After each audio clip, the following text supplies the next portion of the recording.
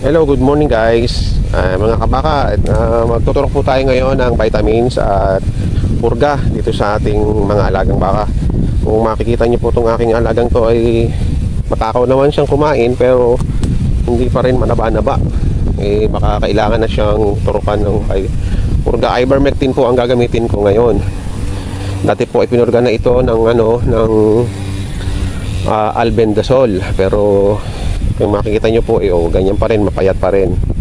Nagawa nga po pala ako ng ipitan para po hindi masyado akong mahirapan pag nagturok na sa kanya. Ayan, nagputo lang po ako ng mga sanga ng Madre Cacao, mga puno ng Madre Cacao. Ginawa kong ipitan, improvise, para kahit papaano ay maaluwan. Yan po kasi ang struggle sa pagtuturok, yung pagka walang ipitan, baka po kayo ay masaktan, mapakan o masipa ng baka. Kaya yan, tignan po natin ngayon ng kanyang kalagayan. Kailangan kasi ay secured ang baka bago natin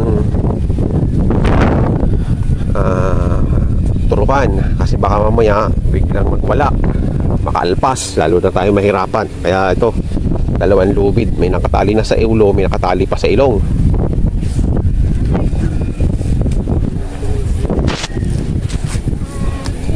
Sa totoo lang, madali lang ang magturok. Ang mahirap, ayan, magtali, kung paano mo may sisiklo ng ayos. Kasi may mga baka talagang hirap talian, hirap turukan.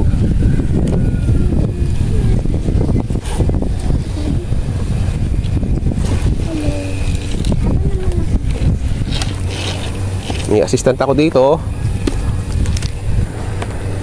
kaya lang di pa napapakinabangan ng ayos, bata pa kasi.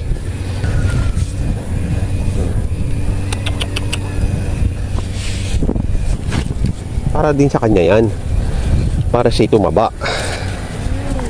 Kailangan din siyang tumaba kasi pag di mo siya ginanan, hindi siya tataba. Yan, kagat ng yan, kagat ng langaw.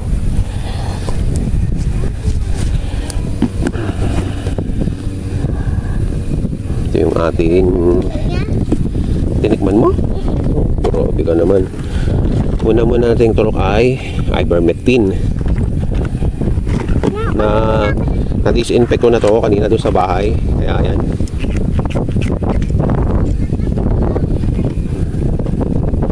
ivermectin. Huwag tutoy mag-aawala yan. Ganito kalaking baka ay konti lang kasi ang nito, 1 ml sa 50 kilos.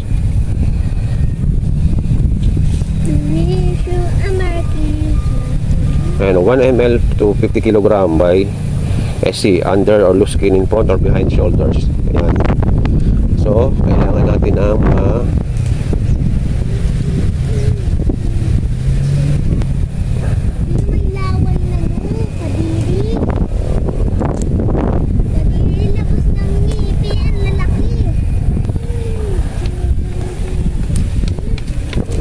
behind shoulder.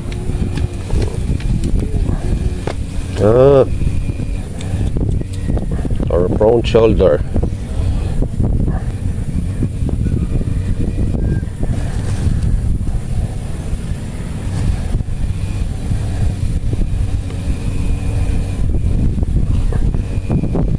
Ito, parang malambot-lambot dito.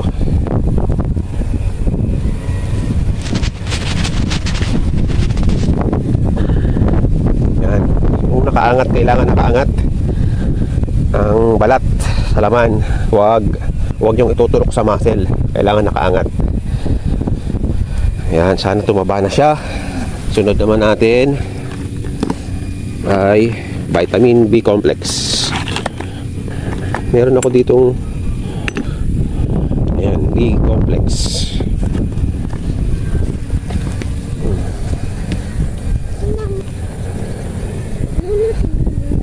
Ang B complex naman ay 1 to 5 ml. Gaganyang kalaki, damihan na natin. Mga 10 ml na lang.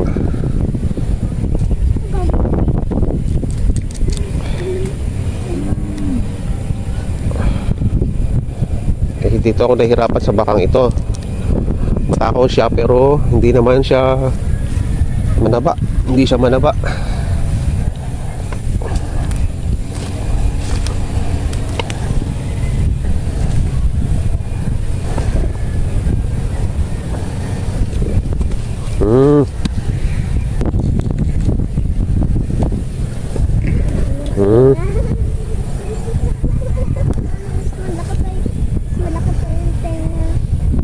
Baka sa atin. Mas malaki pa ang tenga ng baka sa'yo? Siyempre. Sa'yo din eh. Bakit? Wala kang mahipong ano dito oh. Laman. Matigas.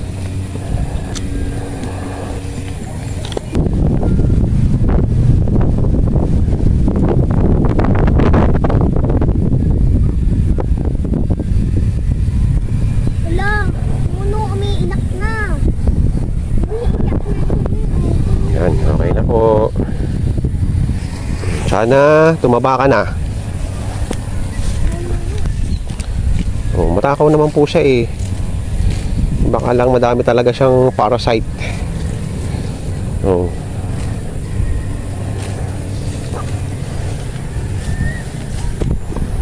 Ito pa yung isa nating pupurgahin. Hindi rin masyadong nagtatataba. Pero tumatangkad naman. Ayan si Garci. Oh, payat pa rin pero matakaw naman. Purgahin din natin at vitamins. Ayan, nakaset na rin si Garci. Kakahinga lang po ang pagtatali. Wala, no. No, ang kinis. Ang puti. Yung pagtatali lang talaga ang mahirap dito.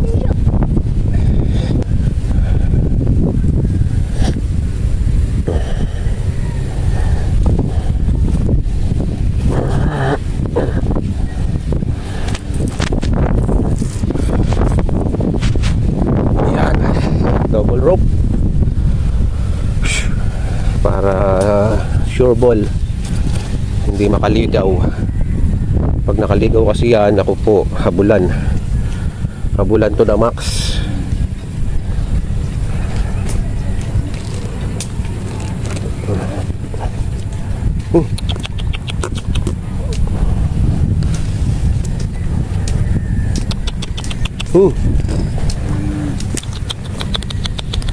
Lapit pa.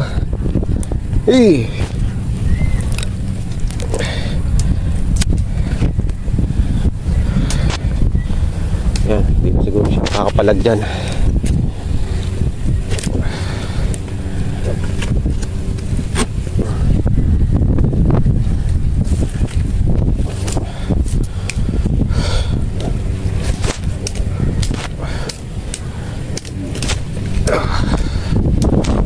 Dali lang naman ang ating gagawin, pero matagal pa yung pagtatali. Ayan o, ayan. Yan ang mahirap, diba? O yan, wala na. Wala na. Aray ko.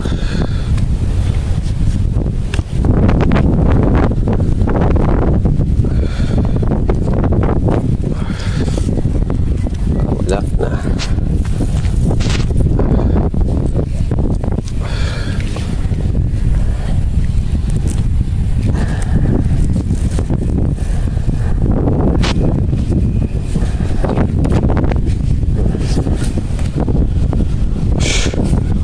Po.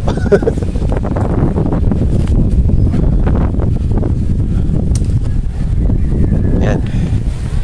Dito na lang natin tuturukan ng ivermectin kasi dito kasi meron hawakan sa kabila. Okay din naman dito. Dito na lang. Ivermectin.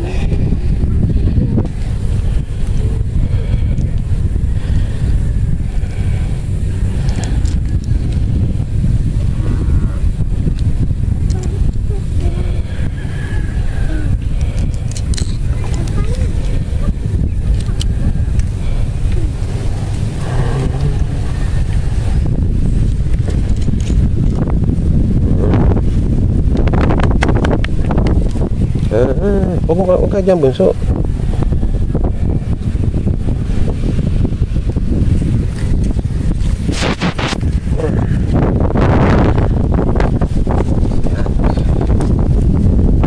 Right. Vitamins. Paubos na pala ang aking B-complex. Inunan muna natin yung mahihina talaga ang katawan eh. Ayan. 10 ml. Dinote ko na yung dosage.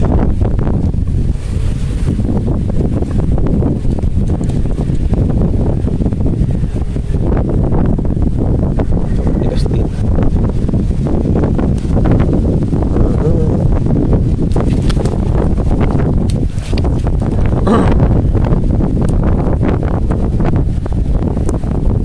Magandahan ang may ibang ipit. Hindi ka maiipit. Hindi ka nila maiipit. Hindi sila makapalag. Ayan, okay na. Next naman natin yung okay na po.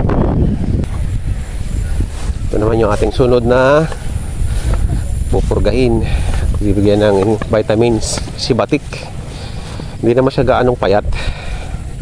Okay na rin ang katawan niya. Kaya lang bigyan na rin natin para sabay-sabay na sila. Isang pagod. Hey! Ayan, ang struggle dito. Ayan, pagkatali. Hey! Hey! Napait naman siya.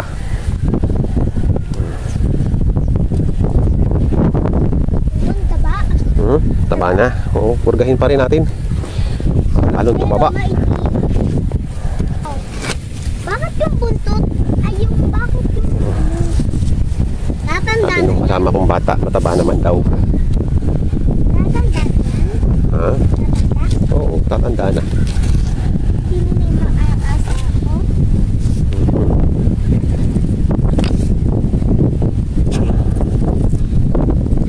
Pwede silot ko. Tutuusin kahit hindi ko natulagyan si Batik na ganito. Okay naman. Ano, tingnan mo. Kasi mabait naman siya. Pero para sigurado, lagyan na rin natin. Ayan. Yeah. Ay, ivermectin muna. Ano na mapupulag?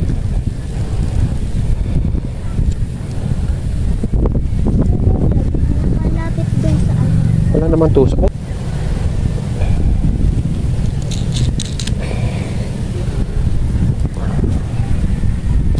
Ayan.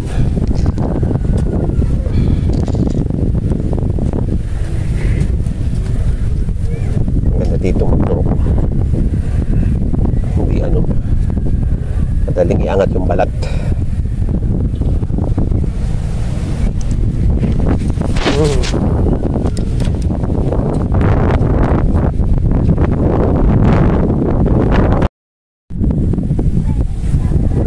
Ito naman ho ang ating si Rosalinda. Si Rosalindang maganda. Ang problema dito, 1 taon na, hindi pa siya naglalandi uli. Yung anak niya 1 taon na. Hindi pa siya naglalandi.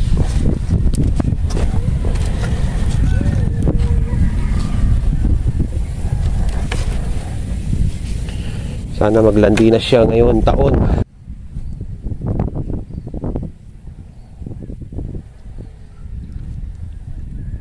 Higpitan natin itong tali sa ulo para sure hindi siya makakabalag.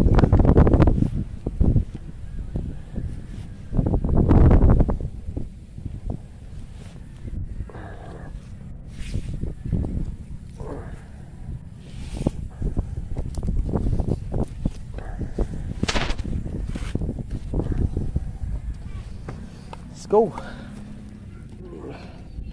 Ivermectin muna. Oops. Ivermectin.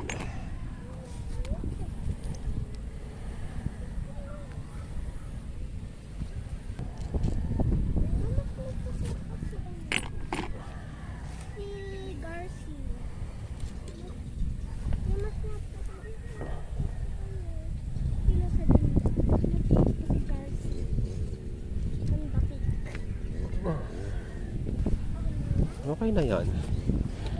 Okay na yan. Vitamins.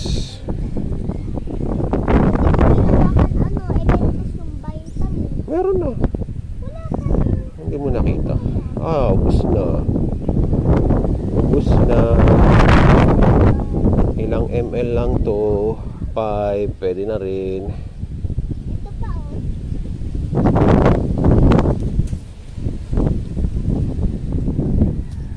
5 ml.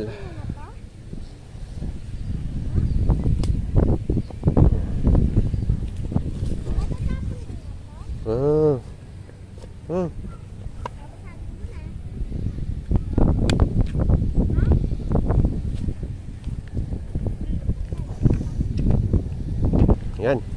Okay na rin po si Rosalinda. Sana'y tumaba na rin siya at mangandi ngayong taon. Ito ating bisiro. Si Ulila atin na ding pupurgahin para gumanda na din ang kanyang balahibo. Pangit ang balahibo. Ngayon pa lang siya mapupurga. Magano na to, 7 months. 7 months na siya. Dito na lang siguro.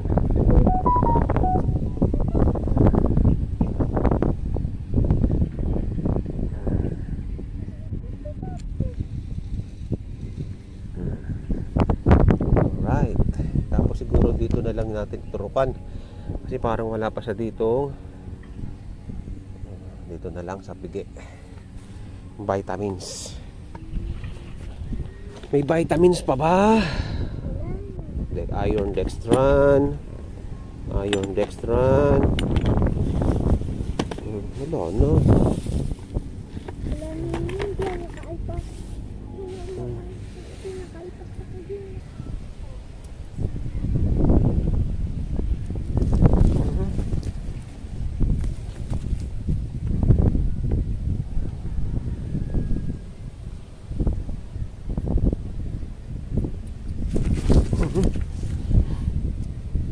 Bigas manipa.